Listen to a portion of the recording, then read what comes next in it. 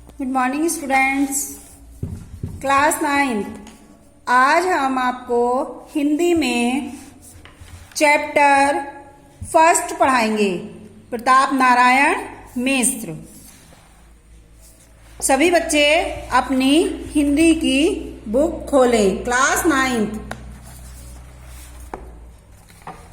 आइए आज हम आपको प्रताप नारायण मिश्र के बारे में थोड़ा सा कुछ समझा दें कि प्रताप नारायण मिश्र का जन्म कहाँ हुआ था, कब हुआ था, उनके पिताजी कौन थे, ये कहाँ के रहने वाले थे। तो आइए देखिए, इसके बारे में हम आपको थोड़ा सा समझा देते हैं। पंडित प्रताप नारायण मिश्र का जन्म सन 1856 ईस्वी में उन्नाव जिले के बेजे नामक गांव में हुआ। उनके पिता पंडित संकटा प्रसाद एक विख्यात ज्योतिषी थे और इसी विद्या के माध्यम से वे उन्नाव से कानपुर में आकर बसे थे। ये पहले उन्नाव में रहते थे, उसके बाद ये कानपुर आकर रहने लगे। उनकी भविष्यवाणियां आश्चर्यजनक रूप से सत्य निकलती थी। जो भी मतलब उनके पिताजी बोल देते थे वो एकदम आश्चर्य पूर्वक मतलब सत्य निकलती थी। अतः उन्होंने कानपुर में अच्छी प्रतिष्ठा एवं संपत्ति अर्जित की थी। उनकी हार्दिक इच्छा थी कि उनका पुत्र भी अपने पैतृक व्यवसाय को अपनाए, यानी कि जो प्रताप नारायण मिश्र के पिताजी थे वो भी ये चाहते थे कि हमारा बेटा भी हम अपने पैतृक व्यवसाय को ही अपनाए, यानी कि जो हम पंडितायन का काम कर रहे हैं वही हमारा पुत्र भी करे। किंतु मोजी एवं मस्त प्रकृति वाले मिश्र जी का मन ज्योतिषी में न लगा। अंग्रेजी शिक्षा के लिए उन्होंने स्कूल में प्रवेश ले लिया। उनकी इच्छा थी कि मैं ज्योतिषी ना करके किसी अच्छे स्कूल में पढ़ूं और अंग्रेजी पढ़ूं। इसीलिए उन्होंने अंग्रेजी पढ़ने के लिए अंग्रेजी स्कूल में दाखिला ले लिया, किंतु उनका मन अध्ययन में भी नहीं लगा। यद्यपि उन्होंने मन लगाकर किसी भी भाषा का अध्ययन नहीं किया। जो प्रताप नारायण मिश्र थे उनको बहुत सी भाषाएं आती थी, लेकिन उन्होंने जो है ना किसी भी भाषा का मन से अध्ययन नहीं किया।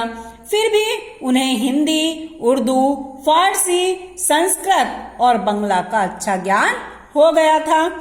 एक बार ईश्वरचंद विद्यासागर उनसे मिलने आए तो मिश्र जी ने उनके साथ पूरा वार्तालाप बांग्ला भाषा में ही किया।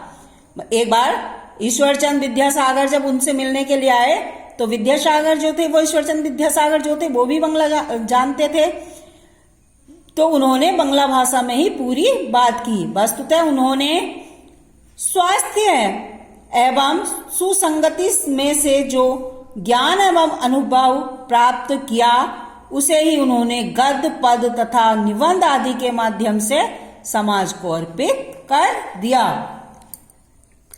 अब देखिए, प्रताप नारायण मिश्र जो थे ना वो भारतेंदु युग के ऐसे प्रतिभाशाली साहित्यकार थे जिन्होंने अपने तान मान धन से हिंदी भाषा एवं साहित्य को अविस्मरणीय सेवा की और सन 1894 ईस्वी में जब वे मात्र 38 वर्ष की आयु थी उनकी, इतनी छोटी आयु में ही सरस्वती पुत्र प्रताप नारायण मिश्र का देहांत हो गया। उनकी आयु केवल 38 वर्ष ही रही। 38 वर्ष की आयु में उनका देहांत हो गया।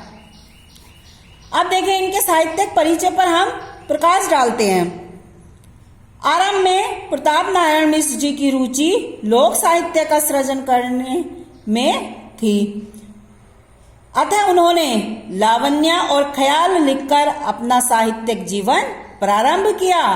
कुछ वर्षों के उपरांत ही वे गद्य लेखन के क्षेत्र में उतर आए।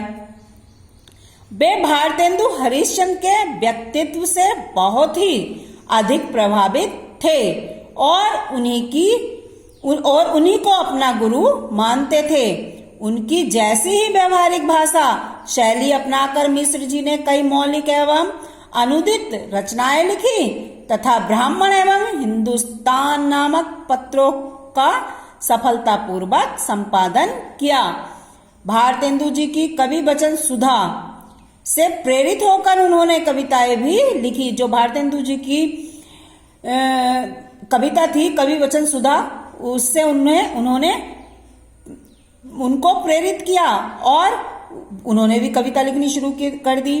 प्रताप नारायण जी ने कानपुर में एक नाटक सभा नामक संस्था की स्थापना भी की। उन्होंने अपनी अल्पायु में ही लगभग 50 पुस्तकों की रचना की। इनमें अनेक कविताएं, नाटक, निबंध, आलोचनाएं आदि सम्मिलित हैं।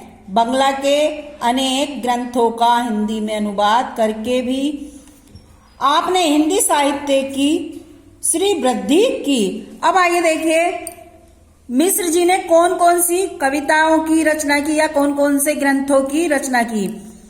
इनके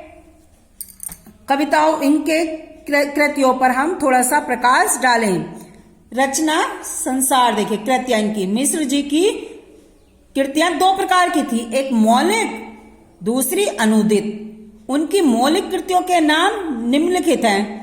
जैसे मौलिक रचनाओं में उन्होंने निबंध, नाटक, रूपक, प्रहसन और काव्य लिखा। ठीक है। निबंध संग्रह में प्रताप्यूस, निबंध नवनीत और प्रताप समीक्षा। नाटक में कली प्रभाव, हठी हमीर, गौ संकट आदि। रूपक में कली कौतुक, भारत दूरदर्शा। प्रहसन ज्वारी ख्वारी, समझदार की मौत। 5 काव्य मन की लहर, त्रयंताम। 6 संग्रह प्रताप संग्रह, रसखान शतक। और जो 7 था संपादन किया उन्होंने ब्राह्मण एवं हिंदुस्तान पत्रिका का किया। अब अनुदित रचनाएं कौन कौन सी हैं देखिए। चारित्रिक, चरिताष्टक, पंचामृत, राजसिंह, राधा रानी, वचनावली, कथामाला, संगीत, शकुंतल आदि। इनके अतिरिक्त मिश्र जी ने लगभग 10 उपन्यासों, जीवन चरितों और नीति पुस्तकों का भी अनुवाद किया। इनमें राजो सिंह, राधा रानी, चरिताष्टक, पंचामृत, वचनावली, इंदिरा, कथामाला, संगीत, शाकुंतल आदि प्रमुख है। अब मिश्र जी की भाषा कैसी थी, आइए इसके बारे में जानते हैं। मिश्र जी के जो निबंध थे उनके निबंधों की भाषा प्रभावपूर्ण और मुहावरेदार है। इनकी भाषा प्रभावपूर्ण और मुहावरेदार है। शैली, मिश्र जी की शैली के भी प्राय 2 रूप मिलते हैं, एक तो गंभीर, दूसरी हास्य व्यंग्यपूर्ण। धन्यवाद।